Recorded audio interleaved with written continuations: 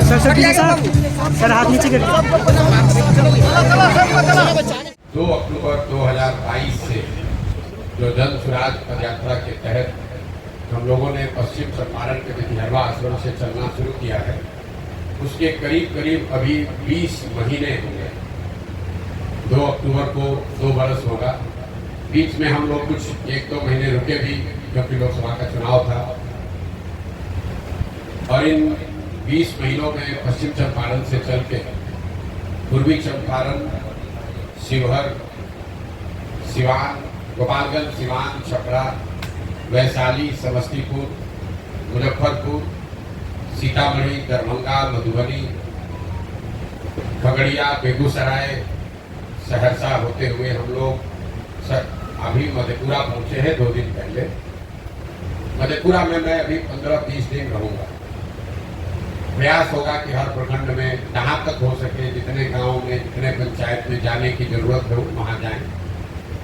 हर गांव में जाना संभव नहीं है, लेकिन इतने दिन मधेपुरा में जरूर रहेंगे ताकि यहाँ के हर प्रखंड, हर पंचायत की समझ बन जाए। क्योंकि जन स्वराज का एक उद्देश्य ये है, इस पदयात्रा के जरिए हर पंचायत की जमीनी हकीकत को समझकर पंचायत वाइज अगले 10 बरस के विकास की एक योजना बनाई जाए। उस योजना में उस पंचायत के अगले 10 साल में विकास के लिए क्या कुछ किया जाएगा ये तो बताया ही जाएगा, लेकिन साथ साथ हम लोग 3 बात निश्चित तौर पर बताएंगे कि आपके यहाँ का हर पंचायत, हर एक पंचायत में बच्चों के पढ़ने की सुविधा कैसे होगी, 800 से 1200 नए रोजगार के अवसर कैसे पैदा किए जाएंगे, और वहाँ की कृषि को लाभदायक खेती कैसे बनाया जाएगा। ये 3 बात बिहार के 8500 पंचायतों में हर पंचायत के लिए बनाई जा रही है। इसीलिए इतना समय लगता है। आप देख रहे हैं कि 20 महीने में कुल 17-18 जिले में हम लोग चल पाए। करीब 60% बिहार हुआ। हालांकि जिलों की संख्या के हिसाब से आपको आधा दिखेगा, लेकिन कुछ जिले बड़े हैं, कुछ छोटे हैं, तो करीब 60% बिहार हम लोग चल पाए हैं।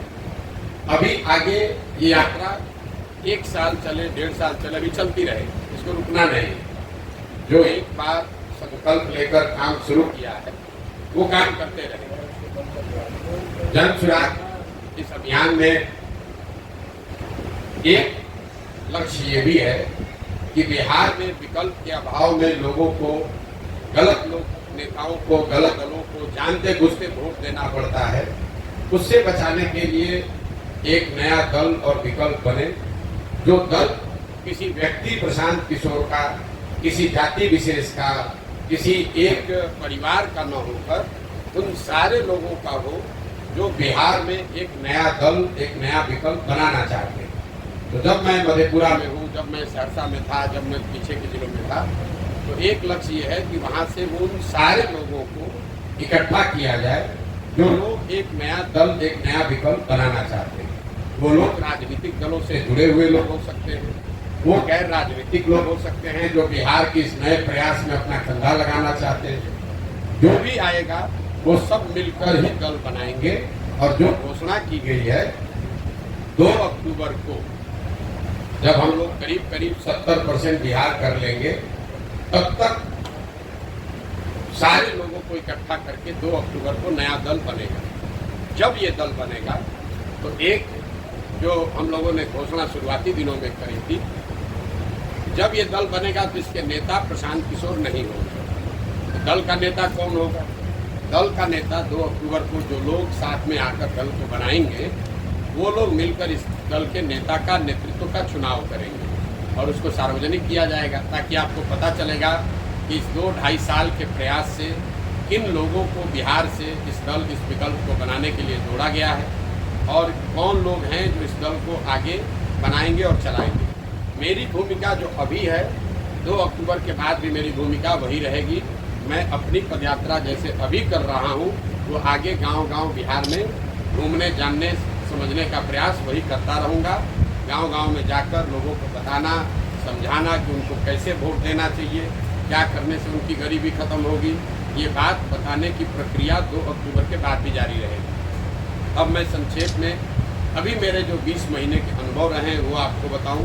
बिहार में इन सारे जिलों में 60% बिहार घूमने के बाद जो मुझे सबसे बड़ी समस्या लोगों ने बताई, जो आंखों से हमने देखी कानों से सुना, उसमें पलायन और बेरोजगारी ये बिहार का सबसे बड़ा मुद्दा है।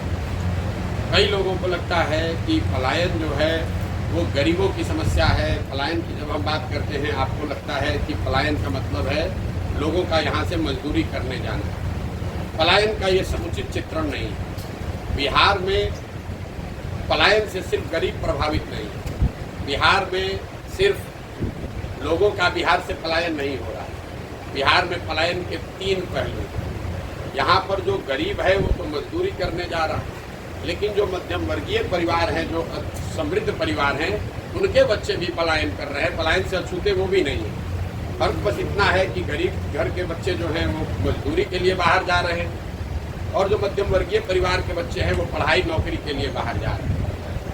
श्रम का पलायन इसलिए है क्योंकि यहाँ से बड़े पैमाने पर बुद्धि और पूंजी का पलायन। इस बात को आप समझिए, यहाँ पर जितने लोग मजदूरी करने जा रहे हैं उतने ही लोग पढ़ाई और नौकरी करने भी जा रहे हैं, और इन दोनों के पीछे जो कारण है वो है पूंजी का पलायन। पिछले 30 वर्षों में, एक आंकड़ा दे रहा हूँ याद रखिए, पिछले 30 वर्षों में 1990 से लेकर पिछले वित्तीय वर्ष तक करीब 26 लाख करोड़ रुपया, याद रखिए 26 लाख करोड़ रुपया बिहार के लोगों का पैसा, ये बाहर का पैसा नहीं है, जो बिहार की गरीब जनता का पैसा है, ये बिहार के बैंकों ने यहाँ से दूसरे राज्यों में ट्रांसफर कर दिया। 26 लाख करोड़ रुपया बिहार के लोगों का पैसा बिहार के बैंकों ने अपने माध्यम से उन राज्यों में भेज दिया जहाँ फैक्ट्री लग रही है, जहाँ रोजगार हो रहा है, जहाँ तरक्की हो रही है। और ये रिजर्व बैंक ऑफ इंडिया का आंकड़ा है। तो मेरा और जनसुराज का ऐसा मानना है कि जो श्रम का पलायन अगर रोकना है तो उसके लिए सबसे पहले पूंजी और बुद्धि का पलायन रोकना होगा, क्योंकि जब तक यहाँ पूंजी का निवेश नहीं होगा, जो बौद्धिक तौर पर पढ़े लिखे समझदार लोग नहीं होंगे, तब तक यहाँ उद्योग धंधे नहीं लग सकते हैं, रोजगार के अवसर नहीं पैदा होंगे, और वह जब वो रोजगार का अवसर होगा नहीं तो गरीब लोगों को मजबूरी में पलायन करते ही रहना पड़ेगा। तो जनसुराज की जो सोच है, जो हम लोग बता रहे हैं कि 1 साल में पलायन को रिवर्स किया जा सकता है, 1 साल में यहाँ से बाहर गए लोगों को वापस किया जा सकता है, उसके पीछे सिर्फ यही अध्ययन है। यहाँ से अगर पूंजी का पलायन रोक दिया जाए, यहाँ से अगर बुद्धि का पलायन रोक दिया जाए, तो बहुत बड़े पैमाने पर श्रम के पलायन को भी रोका जा सकता है। पलायन का एक जो सामाजिक पहलू है वो है इनका परिवार पर, आपकी हमारी जीवन शैली पर असर। आप जब बिहार के गांव में जाते हैं तो आपको बच्चों से मुलाकात होगी, आपकी मुलाकात महिलाओं से होगी, आपकी मुलाकात बुजुर्गों से होगी। ज़्यादातर गांव में नवयुवक रह ही नहीं रहे हैं या उनसे आपकी मुलाकात नहीं होगी। जो प्रखंड या पंचायत बाढ़ प्रभावित है वहाँ 60 से 70% युवा गांव से बाहर ही रहते हैं। जहाँ बाढ़ नहीं भी आता है वहाँ पर भी 40-50% युवा बाहर रह रहे हैं। पर इस लंबे समय तक चले पलायन का असर ये हुआ है कि परिवार की संकल्पना ही खत्म हो गई है। शायद ही कोई आपको घर ऐसा मिलेगा जहाँ पर आपको पति पत्नी, बाल बच्चे और माता पिता एक साथ रहते हुए मिले। लोगों ने एक तरीके से उनके मानस पटल पर ये चिन्हित हो गया है कि नौकरी करने का मतलब है कि लड़का बाहर जाएगा, और जब तक उसकी शक्ति है, ताकत है, जवानी है, तब तक वो बाहर नौकरी करेगा। जब वो बूढ़ा होगा तो वापस आएगा, और जो घर में नया लड़का होगा वो वापस बाहर जाएगा। इससे परिवारों की संकल्पना खत्म हो गई है। होली दशहरा लोग साथ में मनाने की जो भावना कभी रही होगी, जो परिपाटी थी, वो धीरे धीरे खत्म हो गया है। छठ और परिवारों में होने वाले शादियों को छोड़ दें तो परिवार शायद ही कभी इकट्ठा होता है। बेरोजगारी और पलायन के बाद जो बेरोजगारी का मामला है उसमें खाली आपको आंकड़ा दे देता हूँ। एक नई बात लोगों को बताने की कोशिश की जा रही है कि सरकारी नौकरी दिया जाएगा, उसके लिए मारामारी की जा रही है कि हमने 2 लाख दे दिया कि 4 लाख दे दिया। किसने कितना दिया कितना नहीं दिया उस पर मैं बाद में आता हूँ। पहली बात कि पिछले महागठबंधन की सरकार ने जो नौकरी का दावा किया है ये सरासर गलत डाटा है, आंकड़ा है, लोगों को बेवकूफ बनाया जा रहा है। जिन 2 लाख शिक्षकों की नियुक्ति के बारे में सरकार दावा कर रही है कि हमने बहुत लोगों को नौकरी दे दी, उसमें करीब करीब 30% वो लोग हैं जो पहले से नौकरी कर रहे थे, वो नियोजित शिक्षक के तौर पर काम कर रहे थे। अब उनका सर्विस कंडीशन बदलकर अब वो राज्य कर्मी के तौर पर काम कर रहे हैं। ये नए लोगों को नौकरी नहीं मिली है, इस बात को आप स्पष्ट कर लीजिए। बाकी जो लोग बच गए 1.5 लाख के आसपास, क्योंकि सरकार ने एग्जैक्ट आंकड़ा जारी नहीं किया है, जो बाकी लोग बच गए हैं उसमें आधे से ज्यादा लोग, करीब करीब 14-15 अन्य राज्यों के लोग हैं जिनको आकर ये नौकरी मिली है। तो मेरा अपना अनुमान है कि बिहार में 40-50 हजार से ज्यादा लोगों को नई नौकरी नहीं मिली है। और मैं पिछले कई महीनों से ये बात कर रहा हूँ, ये मांग कर रहा हूँ कि सरकार को ये आंकड़ा जारी करना चाहिए कि आखिर बिहार में कितने नए लोगों को नौकरी दी गई।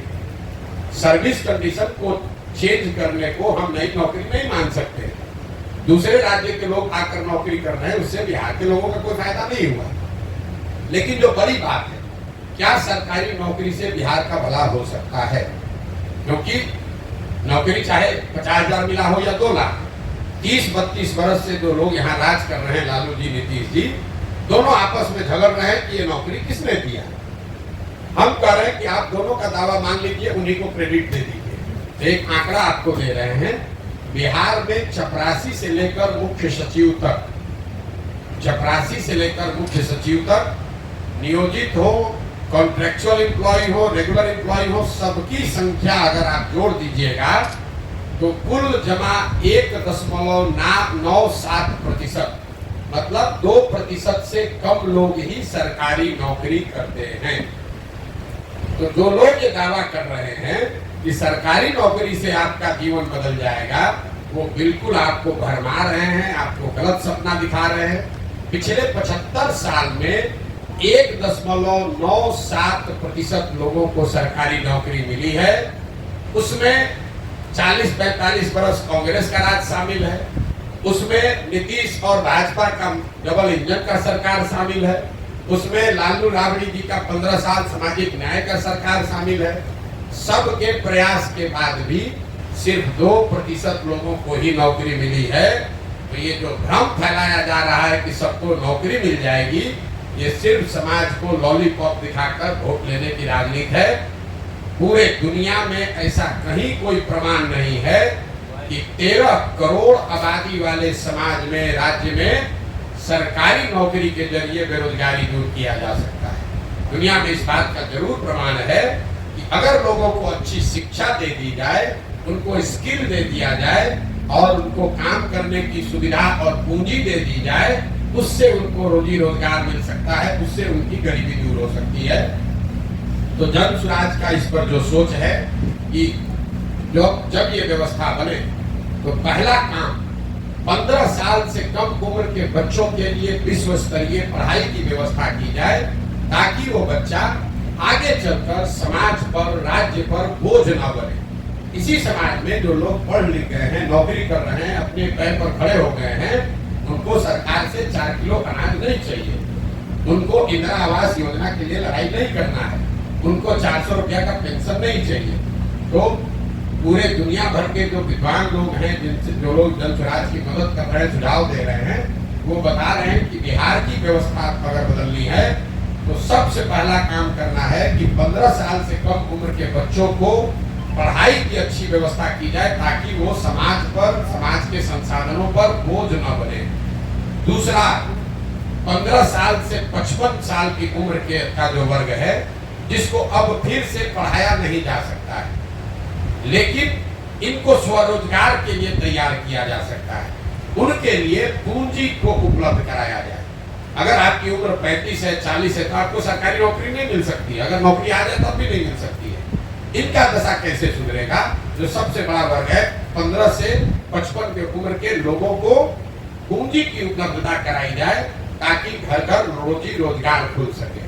और 55-60 से ज्यादा उम्र के जो लोग हैं, समाज की जिम्मेवारी है कि उनकी जीवन स्तर को बेहतर करने के लिए कम से कम उनको 2000 रुपया पेंशन की व्यवस्था की जाए, ताकि वो लोग जो अब शारीरिक तौर पर मजदूरी करने की स्थिति में भी नहीं है, पढ़ाई तो स्वाभाविक तौर पर वो नहीं कर सकते हैं, रोजी रोजगार नया कुछ कर नहीं सकते हैं, उनका जीवन यापन एक इज्जतदार नागरिक शहरी के तौर पर बीते, इसके लिए उनको 2000 रुपये महीने की व्यवस्था की जाए। और ये तीनों काम बिल्कुल किया जा सकता है।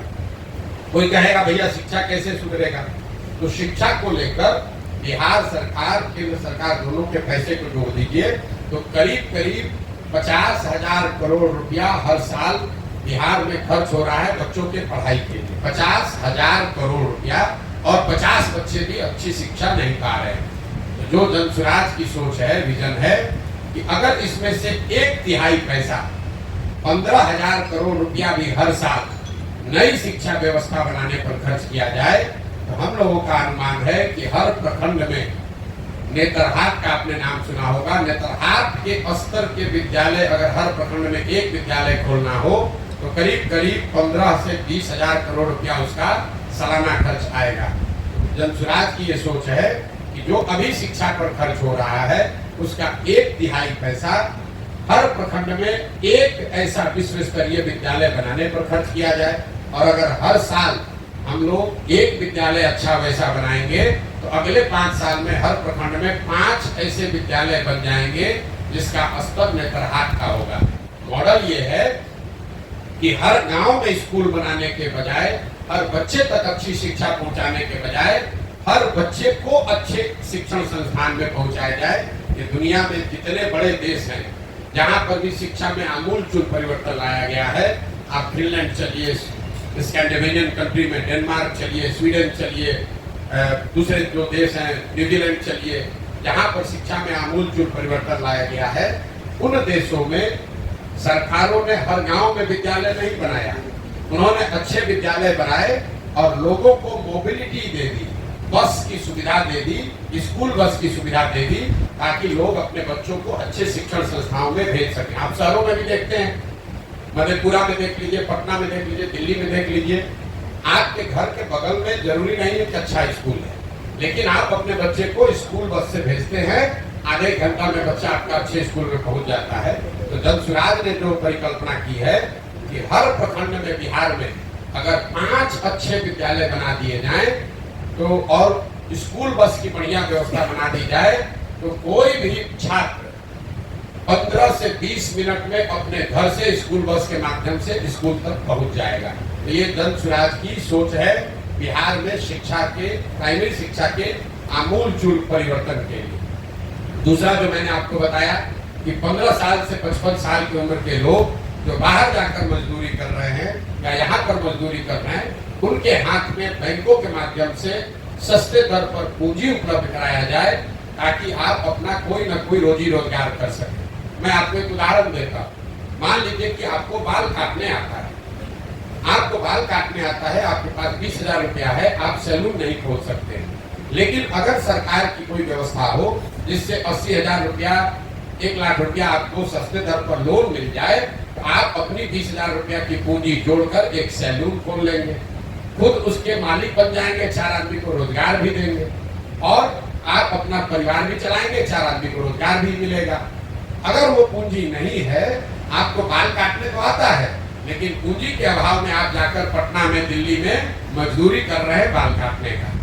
तो ये जो सोच है कि जो लोग उम्र के उस पड़ाव से निकल गए जो उनको शिक्षा दी जा सकती है, उनके हाथ में पूंजी दिया जाए ताकि उनके पास जो कौशल है, जो स्किल है, उसके जरिए वो अपने और अपने परिवार के लिए रोजी रोजगार की व्यवस्था कर सके। तीसरा जो मैंने आपको बताया कि क्या 60 साल से सब उम्र के ज्यादा उम्र के सभी लोगों को 2,000 रुपया दिया जा सकता है। तो मेरा जो हम लोगों ने जो आकलन किया है, बिहार में 60 साल से ज्यादा उम्र के जितने महिला पुरुष हैं, अगर आप उनको 2,000 रुपया महीना देना चाहते हैं तो साल में कुल 12 से 15,000 करोड़ रुपए का खर्च आएगा। और बिहार सरकार का पिछले साल का बजट है 2,46,000 करोड़। तो मुझे ऐसा लगता है, और जो जिन लोगों को हम लोग सलाह ले रहे हैं, जिन लोगों से, वो बता रहे हैं कि ये बिल्कुल संभव है। 2.5 लाख करोड़ के बजट से 12,000 करोड़ रुपया बिहार के सबसे वल्नरेबल सेक्शन के लिए निकाला जा सकता है। तो ये जनसुराज के 3 जो बड़े संकल्प है कि जब ये व्यवस्था बने तो 15 साल से कम उम्र के बच्चों के लिए अगले 5 वर्ष में अच्छी शिक्षा की व्यवस्था की जाए। 15 से 55 साल के लोगों के लिए पूंजी की व्यवस्था की जाए और 55-60 से ज्यादा उम्र के लोगों के लिए 2000 रुपया महीना की व्यवस्था की जाए। रोजगार और पलायन के बाद जो सबसे बड़ी समस्या दिखी वो है शिक्षा की समस्या। कोई ऐसा वर्ग नहीं है जो यहाँ पर ये ध्वस्त हुई शिक्षा व्यवस्था की बात की चर्चा नहीं कर रहा है। आप पगड़े हैं, पिछड़े हैं, गरीब हैं, अनपढ़ हैं, पढ़े लिखे हैं, युवा हैं, बुजुर्ग हैं, हर आदमी कह रहा है भैया स्कूल व्यवस्था खत्म हो गई है, पढ़ाई की व्यवस्था खत्म हो गई। हम लोग बिहार से के सरकारी स्कूल से मैं खुद पढ़ा हुआ हूँ। बिहार में सरकारी शिक्षा कभी बहुत अच्छी नहीं थी, लेकिन हर प्रखंड में, डिस्ट्रिक्ट में 2-4 विद्यालय ऐसे जरूर थे जहाँ पढ़कर आप अपना जीवन सुधार सकते थे। ये नीतीश कुमार के राज में जो समान शिक्षा नीति लागू करने के चक्कर में इन्होंने पूरी शिक्षा व्यवस्था को ध्वस्त कर दिया है। नतीजा ये हुआ है कि जहाँ विद्यालय है, जहाँ भवन है, वहाँ शिक्षक नहीं है, जहाँ शिक्षक है वहाँ भवन नहीं है, जहाँ दोनों है वहाँ बच्चे नहीं है, जहाँ तीनों है वहाँ पढ़ाई नहीं। कई लोग समाज में चर्चा के दौरान बताते हैं कि बिहार में शिक्षा व्यवस्था इसलिए ध्वस्त हो गई है कि यहाँ पर खिचड़ी बट रहा है स्कूल से। मैं इस बात को सिरे से खारिज करता हूँ। अगर खिचड़ी बटने से शिक्षा व्यवस्था खराब होती तो 7वें क्लास के बाद से जितने विद्यालय हैं 7वें क्लास के ऊपर के कक्षा में खिचड़ी नहीं बटती है, वहां पर पढ़ाई क्यों नहीं हो रही?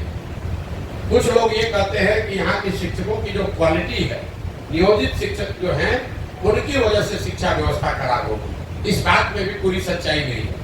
अगर सिर्फ नियोजित शिक्षकों की वजह से शिक्षा व्यवस्था खराब होती तो आप मुझे ये बताइए कि पटना साइंस कॉलेज में, पटना कॉलेज में, सीएम साइंस कॉलेज में, लंगट सिंह कॉलेज में पढ़ाई क्यों नहीं हो रही है? वहां पर तो नियोजित शिक्षक नहीं पढ़ा रहे, वहां पर तो खिचड़ी नहीं बट रही है। अगर आप शिक्षा की बदहाली को समझना चाहते हैं तो अगर इसको आपको ध्यान से देखना पड़ेगा। इसकी बदहाली का कारण यह है कि समाज और सरकार, मैं अंडरलाइन कर रहा हूं, समाज और सरकार कहीं न कहीं दोनों की प्राथमिकताओं में शिक्षा है ही नहीं। सरकार ने शिक्षा व्यवस्था को इस तरह से खत्म कर दिया है कि सारे बच्चे अनपढ़ रहे, मजदूर रहे, ताकि 4 किलो अनाज पर, सरकारी नौकरियों के रेवड़ी के नाम पर, कुछ सरकारी बेनिफिट के नाम पर उनको वोट मिलता रहे। समाज से गलती ये हुई है कि समाज ने भी अब शिक्षण संस्थाओं को पढ़ाई का केंद्र न मानकर सरकारी सुविधा बांटने वाला केंद्र मान लिया है। आप गांव में रहते हैं, आपके विद्यालय से अगर खिचड़ी ना मिले बच्चे को तो आप जाकर हल्ला मचाते हैं कि खिचड़ी नहीं मिल रहा। अगर आपको पोशाक का, साइकिल का पैसा नहीं आया तो लोग बताते हैं कि भैया पोशाक का पैसा नहीं आया है, साइकिल का पैसा गुरुजी नहीं दे रहे हैं। लेकिन गांव में लोग ये नहीं बता रहे हैं कि यहाँ गणित का टीचर नहीं है, यहाँ हिंदी की पढ़ाई नहीं हो रही है, या यहाँ कक्षा नहीं लगता है। तो कहीं न कहीं समाज और सरकार दोनों की प्राथमिकताओं में शिक्षा खत्म हो गई है। वही कारण है कि शिक्षा का इतने बड़े स्तर पर यहाँ पतन हुआ है। खिचड़ी बंटना और शिक्षकों की क्वालिटी एक छोटा पहलू है। तीसरी जो सबसे बड़ी समस्या है वो किसानों की समस्या है। बिहार में जो किसान है उसकी बड़ी बदहाली है। कई लोगों को लगता है कि किसान तो भैया ऐसे ही रहेगा, तो मैं हमेशा बताता हूँ कि यही खेती किसानी करके हरियाणा, पंजाब में लोगों ने, किसानों ने इतना पैसा कमाया है कि आप सुनते हैं, हम लोग देखते हैं कि बिहार के गांव-गांव से लोग जाते हैं पंजाब में मजदूरी करने। तो ऐसा क्या अलग है पंजाब की खेती में और बिहार की खेती में कि वहाँ के लोग खेती से पैसा कमा रहे हैं और हम लोग यहाँ खेती करने वाले लोग के खाने के लाले पड़े हैं? उसके मूल में 3 बातें। पहला है जल का कुप्रबंधन। यहाँ जो जल का संसाधन है, जो पानी का की व्यवस्था है, वो इतना उसकी अव्यवस्था है। यहाँ पर हम लोग जब पानी की बात करते हैं तो लोग समझते हैं बाढ़ की बात है।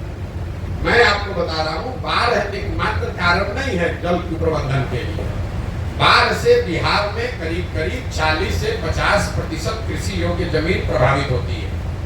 बाकी बचे जो 50% जमीन है उसमें करीब आधी जमीन, मतलब पूरे बिहार के एग्रीकल्चर की करीब 1/3 जमीन जल जमाव से प्रभावित है। ये आप बात को समझिए। बाढ़ की चर्चा खूब होती है, जहाँ पानी लग जाता है उसका आप कभी चर्चा नहीं करते। जो और नदियों के कटाव का जो मामला, परिणाम ये हुआ है कि उत्तर बिहार में जो नेपाल से लगते हुए जिला है, दोनों चंपारण है, शिवहर है, सीतामढ़ी है, मधुबनी है, सुपौल है, ये जो तराई वाले जिला है, यहाँ पर बाढ़ है और नदियों के रास्ते बदलने से जो कटाव का मामला है, उससे सैकड़ों एकड़ जमीन लोगों की बर्बाद हो गई है। अच्छे खासे किसान, ओवरनाइट नदी ने रास्ता बदला, आपके जमीन पर बालू पड़ गया, आप बिल्कुल मजदूर गरीब हो गए।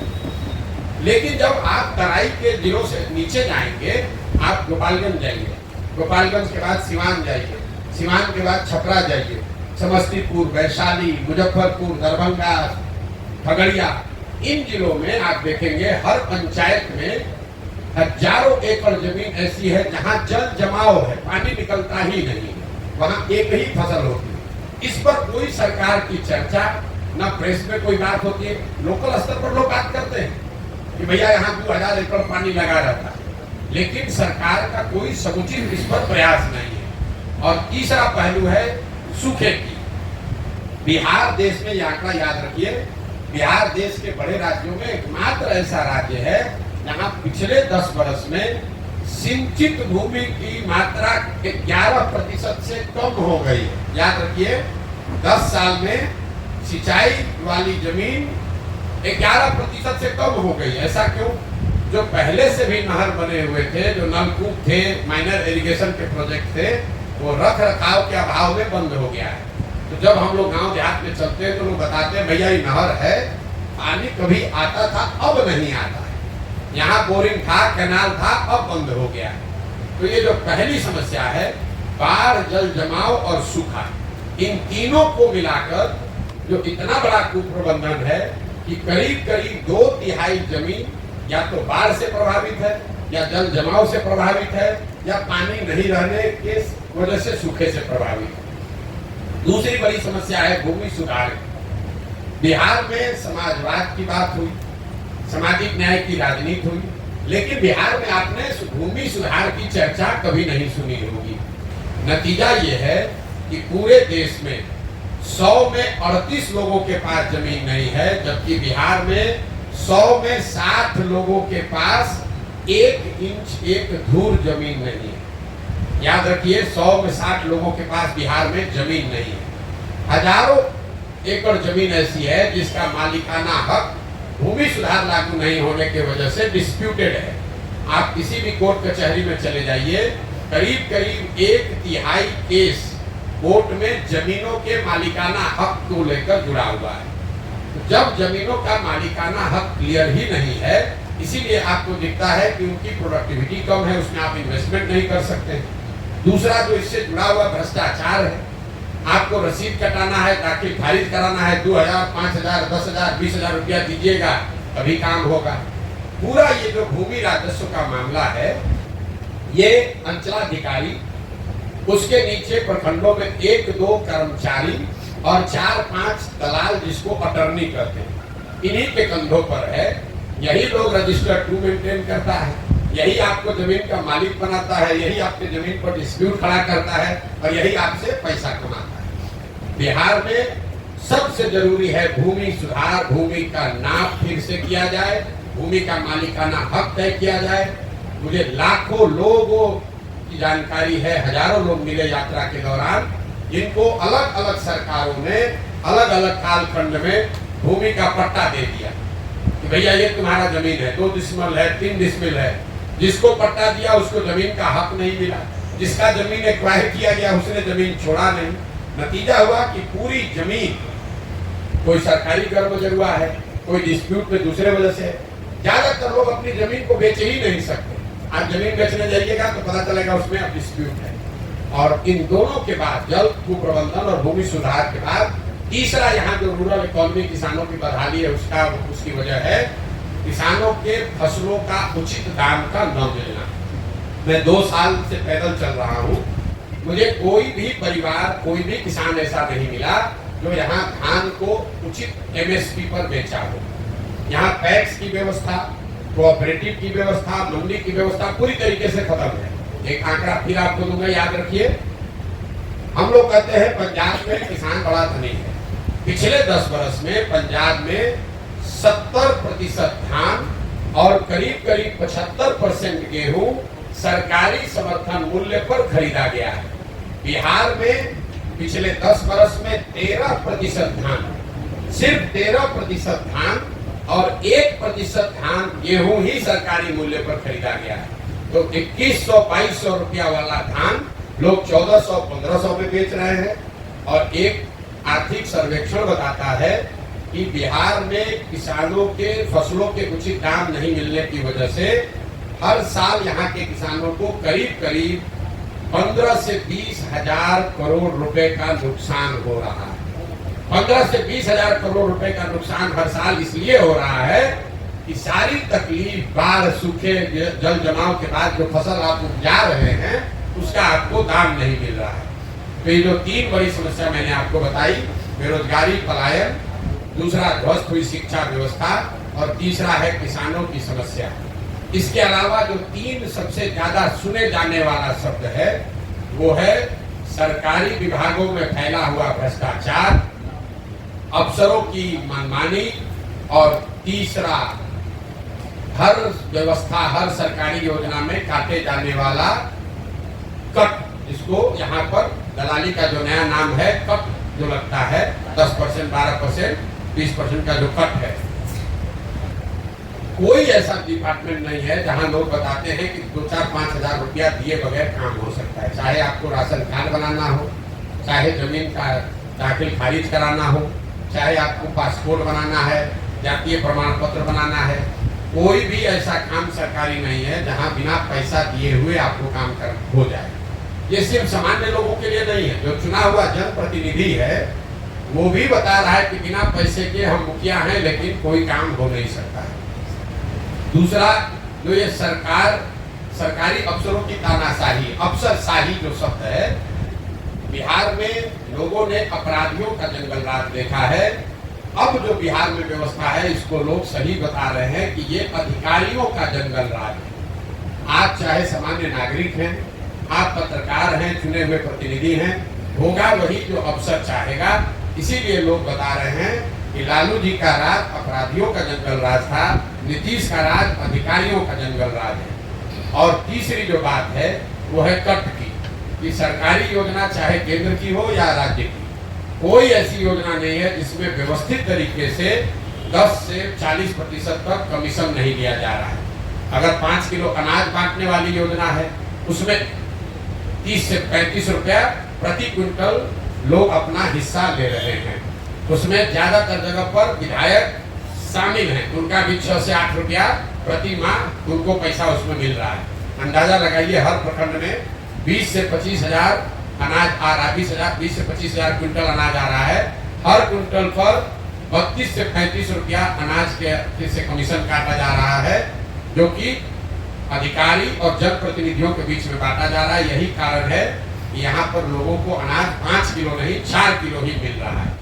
मनरेगा को देख लीजिए, मनरेगा में 100 रुपया जो मनरेगा में आना चाहिए था, 60 रुपया वो तो आया ही नहीं। मनरेगा का यूटिलाइजेशन, ग्रामीण विकास चलाने वाले मंत्री और सरकार यहाँ इतना उनका चमड़ी मोटा हो गया है कि पिछले साल 100 रुपया मनरेगा का जो मिलना चाहिए था दिल्ली से, हम लोग सिर्फ 40 रुपया लेकर आए, 60 रुपया लेकर ही नहीं आए। ये लोग मांग कर रहे हैं कि हमको विशेष राज्य का दर्जा मिलना चाहिए। आपकी जानकारी के लिए बता दूं कि पिछले साल 51,000 करोड़ रुपया अनस्पेंड बिहार सरकार ने, 51,000 करोड़ रुपया अनस्पेंड जो खर्च सरकार नहीं कर पाई वो बिहार सरकार ने सरेंडर किया। ये लोग क्या बात करेंगे? तो चाहे अनाज की योजना हो कि मनरेगा की योजना हो, प्रधानमंत्री गरीब कल्याण योजना, आवास योजना हो, शौचालय की योजना हो, कोई ऐसी योजना नहीं है जिसमें व्यवस्थित तरीके से कट नहीं काटा जा रहा है। इसके अलावा जो लोग यहाँ बता रहे हैं, जो मैंने आपको पहले भी बताया, जो मैं देख पा रहा हूँ, आधी से ज्यादा जनता, चाहे आप राजद के समर्थक हैं, बीजेपी के वोटर हैं, नीतीश के समर्थक हैं, ये मान रहे हैं कि बिहार में बदलाव चाहिए।